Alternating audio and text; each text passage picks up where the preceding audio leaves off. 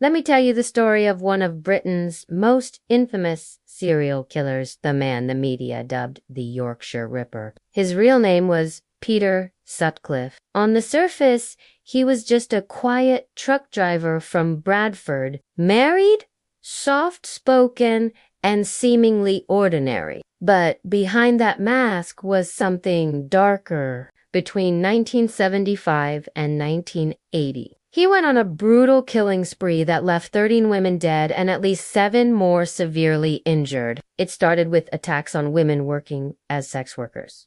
But over time, that pattern vanished. He began targeting everyday women students, mothers, shop assistants. That shift spread terror across northern England. Women were told not to go out at night. Curfews were unofficially in place. Streets were empty. Fear took hold. His weapon of choice, a hammer and a knife. He would strike suddenly, often from behind. And the attacks were shockingly violent. Many of the victims were mutilated in ways the public wasn't told at the time. But here's the thing. Sutcliffe was questioned by the police at least 9 times. They had his name. They even had his car registration. But every time, he slipped through their fingers. Why? Because they were chasing a ghost. During the investigation, police received letters and an audio tape from someone claiming to be the killer, speaking in a Sunderland accent. That voice taunted detectives and was signed Wearside Jack. They believed it. It was all a hoax. The real killer didn't have that accent, but that fake clue misled the entire investigation for over a year.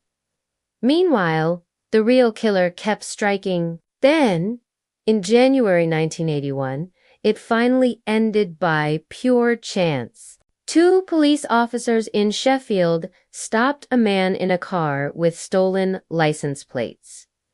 It was Peter Sutcliffe. They took him in for questioning, and during the interview, he confessed to everything, every murder, every detail, just like that.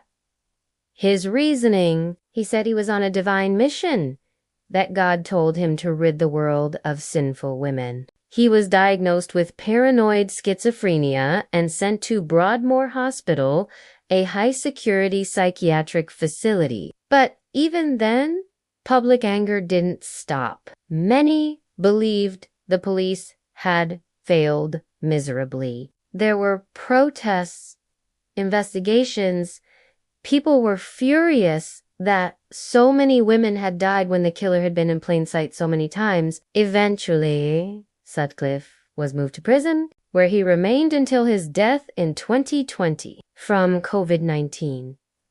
The Yorkshire Ripper left a scar on Britain not just because of the horror of his crimes, but because of how easily he evaded justice for so long. 13 lives, countless families shattered, and a nation left haunted